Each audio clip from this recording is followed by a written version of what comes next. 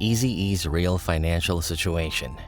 One of the most misleading scenes in Straight Outta Compton is the moment where Eazy-E sits in his car crying as he drives past a billboard for Dr. Dre's The Chronic. The message the film pushes is obvious. Eazy is broke, washed up, and heartbroken watching Dre win without him. That one scene basically sums up everything wrong with how the movie handled the last chapter of Eazy's life. I don't even know what I'm doing no more. I don't know where the money going.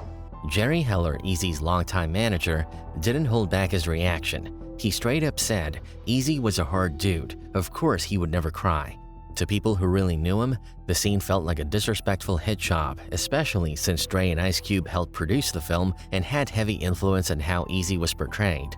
Eazy wasn't alive to defend himself, and it showed. They even added a shot of him bagging up weed like he'd fallen so far that he was back to small-time hustling just to survive. That part had a lot of people heated. His son, Lil Eazy-E, spoke out publicly, saying the movie tried to make his dad seem like he was struggling when the truth was the complete opposite. He was living in the biggest mansion of his career, he explained. He was carrying the weight of Ruthless with his platinum albums. BG Knockout, who was close to Eazy during those years, backed it up too. He said the whole Broke Eazy storyline was total fiction. That whole scene of Eazy falling on hard times after NWA disbanded, that was a complete lie. According to him, Eazy's bank account was full and he owned multiple homes, and he reminded everybody that Eazy had hundreds of millions of dollars run through Ruthless Records over the years. The fact that they tried to make him look like he was broke, he bought weed and all this, he was finna start slanging, all that was bull. On top of that, Eazy wasn't fading away. He was actually winning big. Bone Thugs-n-Harmony, the group he discovered and signed, was the hottest act in the country.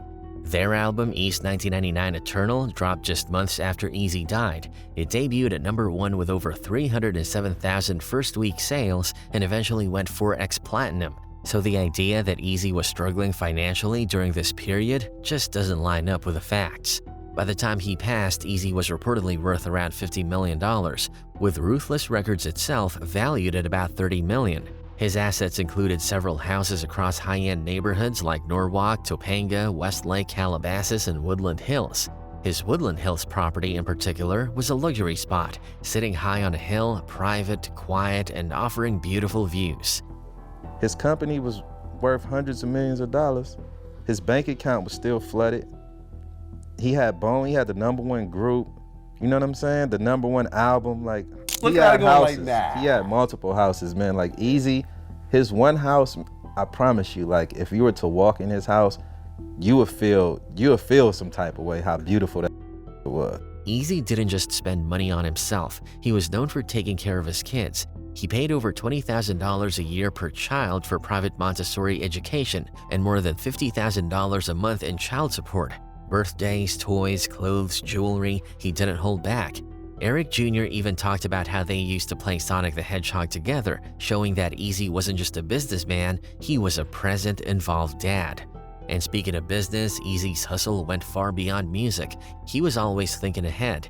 He helped create a comic book series called The Hood with Rob Liefeld, the co-creator of Deadpool. He invested in speakers called Eazy-E's Bass Shakers. He was developing a video game, working on a screenplay called Smiling Faces, and even planning a film studio.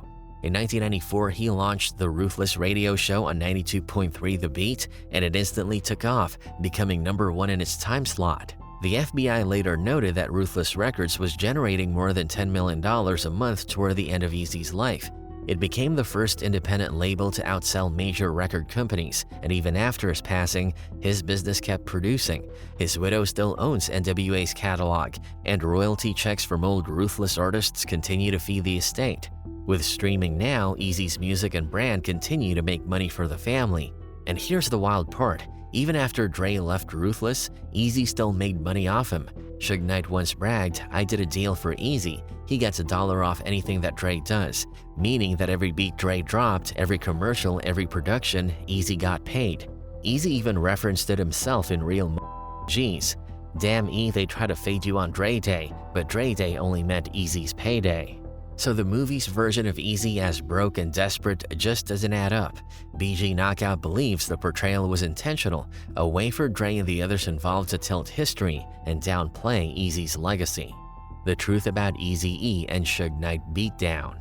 Another big lie in Straight Outta Compton is the scene where Suge Knight and his crew slap Eazy-E around and bully him into releasing Dr. Dre and the DOC from Ruthless. That whole moment was pure fiction. Jerry Heller said it straight. Eazy would have never gone to that studio if Suge had called. They never touched him. In real life, Suge did threaten Eazy, but nobody laid a hand on him. Eazy wasn't the type of guy you could just push around. Eazy getting beat up by Suge you know. and his people. You don't want that problem. Well, I wouldn't want that problem. Eazy had serious connections, real gang ties that came with real protection. He was cool with the Crips, he had ties to the Mexican Mafia, and he had strong relationships with Mexican sets. Years later, he even signed Brownside, a Chicano rap group led by Toker, and also brought in Kid Frost, one of the most important Mexican rappers ever. One of the wildest stories about that connection comes from the peak of the Ruthless versus Death Row beef. Eazy and Suge genuinely didn't like each other, and Suge's whole reputation at the time was based on intimidation, force, and being the guy who everybody feared. But according to Toker, Brownside played a huge part in keeping Eazy safe during that whole war. Toker said he and Brownside showed up at Ruthless Records right when things between Eazy and Suge started getting real. He described it like fate, like they just happened to be in the right place at the right time. Death Row's people thought Eazy was alone and easy to pressure. They figured they could just muscle him the same way they did other people in the industry. But that wasn't the case. Brownside was already there, and as Toker said, they were ready to ride for Eazy with no hesitation. They let Eazy know right away, "We're here and whatever you need, we got you." We got to Ruthless when the Death Row Ruthless beef was cracking. So they thought they were gonna overpower my boy because my boy was by himself. But you know Destiny took Toker and the Brownside clique to Ruthless. During one of their conversations, Toker and his guys told Eazy straight up, "If there's anyone you want gone, just say the word."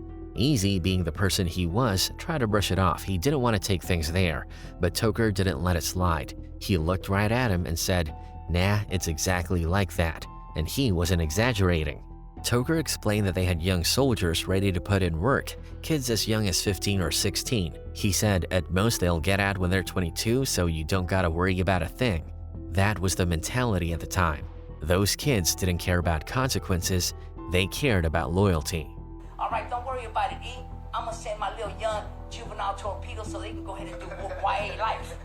They won't let my boys out when they're 22 years old. Don't worry about it. After that, Eazy's relationship with the Mexican community became even stronger. He knew he had a whole army behind him. Whenever he had somewhere important to be, restaurants, meetings, any event, he'd call up Brownside and the Mexican homies to roll with him. And they weren't there to just look tough. They were ready for any smoke that came Eazy's way. Some of them even hoped they'd run into Death Row just so they could make a statement and show Eazy how deep the support ran. And eventually, they got that chance. Toker told a story about a day when Eazy was relaxing at a cheesecake factory. Out of nowhere, about 7 or 8 guys claiming to be connected to Death Row pulled up. They surrounded Eazy, trying to intimidate him. They probably thought they had finally caught him slipping, alone and vulnerable. And it was like 7, 8 that claimed Death Row waiting for their cars to pull up because they were leaving the cheesecake factory. Right when my boy E walked past them, they all surrounded him. "What's up?" And they were saying the N-word on him. But they had no idea what they just walked into. Within moments, the whole situation flipped. Suddenly, the Death Row guys found themselves completely surrounded by Mexican gang members, so many that Toker joked it felt like they were standing in the middle of a Mexican soccer field. The entire place was filled with Eazy's people, and these weren't random fans or friendly faces. These were real gangsters, the kind who didn't hesitate.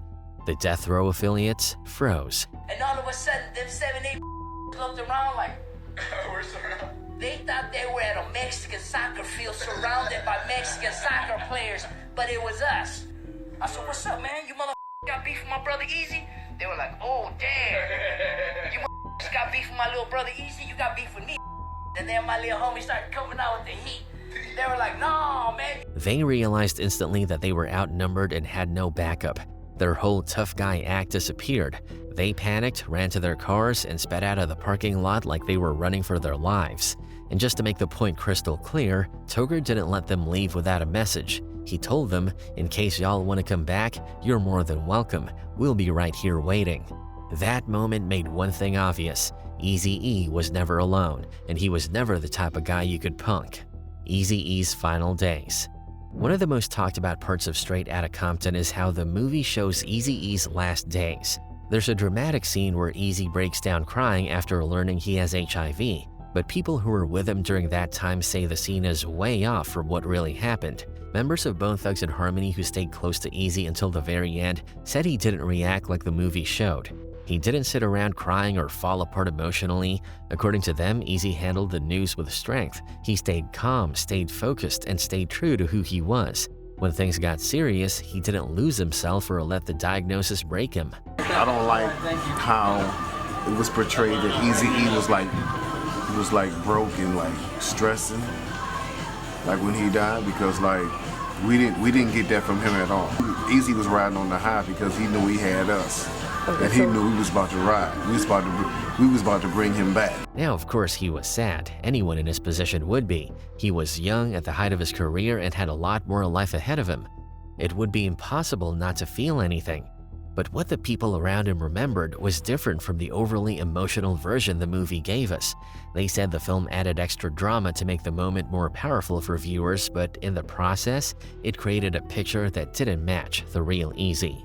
Dr. Dre and Eazy-E's real reconciliation. Another big moment in Straight Outta Compton is the emotional hospital scene where Dre and Ice Cube visit Eazy before he dies. It's touching on screen, but most of it never happened. Ice Cube and Eazy did squash their beef, but it wasn't in a hospital room. It actually happened months earlier at a club in New York. Crazy Bone said the vibe was nothing like the movie made it seem. According to him, as soon as they saw each other, it was all smiles and love. They chopped it up the entire time. The real question is Dre's side of the story. Dre has publicly claimed that he saw Eazy in the hospital. He said they talked about bringing NWA back together just a few weeks before Eazy got sick, and that he even visited him while he was on life support, whispering something to him before leaving. That's Dre's version. I was so fortunate to be able to get on the phone with him and talk about maybe putting the NWA back together, and we chopped it up about old times and what have you. But a lot of people who were actually there say it didn't happen like that at all. And when you look at what Dre was saying publicly around that time, things even get more questionable. On Snoop Dogg's Doggy Style, there's a skit where Daz Dillinger calls Eazy an HIV ussy-ass mother F, and Dre jumps in with a slick punchline, "Yo yo yo Daz, Eazy come easy."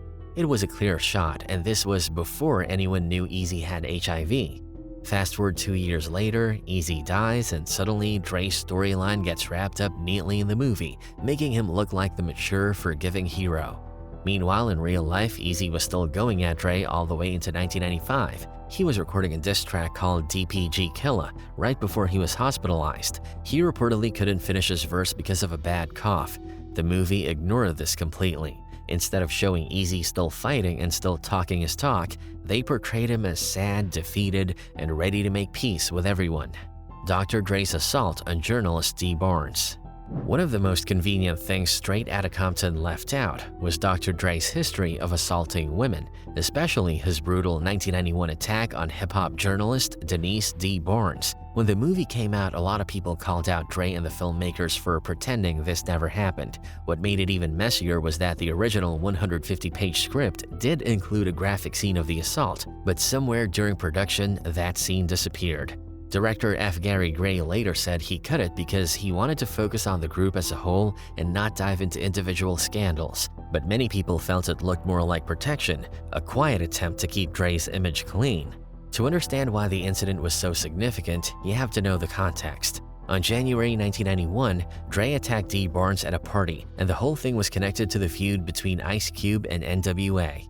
D was a host on Pump It Up, a Fox TV show that covered hip-hop culture and regularly featured big artists. She had interviewed NWA several times before, and she knew all of them well. Ice Cube of NWA will be hanging out with him and all his homies at his house. We'll be back after these commercials or breaks or cuts or whatever. Whatever. Don't go anywhere.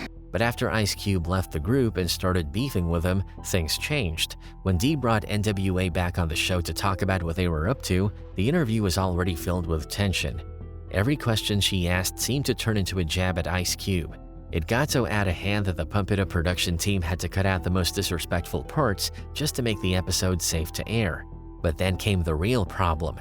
When the episode aired, they didn't just show the NWA interview. They also included a separate clip with Yo-Yo on the Boys in the Hood set. Ice Cube randomly popped up in that clip and used the moment to clown NWA, using their own lyrics against them. On top of that, he mocked the DOC, who was still recovering from the horrific car crash that ruined his voice. Ice Cube won't pump it up. I got all suckers 100 miles and running. Like to give a shout out to the DOC. Y'all can't play. Dee later said she didn't think they should have aired both clips back to back, but she wasn't the one in charge of editing. All she did was present the show. Still, when the episode aired, the final cut made it seem like she was stirring the pot on purpose. Right after Cube's segment, Dee turned to the camera and made a casual comment about always being in the middle of controversy. She wasn't trying to instigate anything, it was just an offhand remark. But paired with the back-to-back interviews, it looked like she was intentionally pushing the feud. And that was all it took to set Dr. Dre off. That was their mentality, sensationalism. Sister D, always in the middle of controversy right here on Pump It Up. Fast forward a bit to a Def Jam party. D Barnes showed up, not thinking anything of it. But Dre was there too, and he was drunk, angry, and still heated about how the Pump It Up episode made him and NWA look. According to Rolling Stone journalist Alan Light, what happened next was shocking. Dre walked up to D, grabbed her by the hair, and started slamming her head and body into a brick wall near a stairway. While this was happening, Dre's bodyguard stopped anyone from helping her by waving around a gun. Dre wasn't finished. After trying and failing to throw her down the stairs, he began kicking her in the ribs and hands. Dee somehow managed to escape into the women's restroom, but Dre followed her inside. He grabbed her again, pulling her by the hair, and punched her in the back of the head multiple times. They grabbed me by my hair and started slamming me up against the wall. It's a painful and traumatic experience. This wasn't a small altercation. It was a full-blown violent assault, and people in NWA openly talked about it. MC Ren didn't show any sympathy. He said she deserved it, B deserved it. Eazy-E said something similar. Yeah, B had it coming. And Dre acted like it wasn't a big deal. In an old interview, he said, "People talk all this ish, but you know, somebody F with me, I'm gonna F with them. I just did it, you know? Ain't nothing you can do now by talking about it. Besides, it ain't no big thing. I just threw her through a door." D Barnes sued Dre for $22.75 million, but the case was eventually settled out of court. Dre didn't serve jail time for the assault, and D wasn't the only woman who later spoke up about his behavior with similar stories. The movie showed Dre as a genius producer who struggled, grew, and eventually became a better man. But it skipped over the darker parts of his past, especially the violence against women.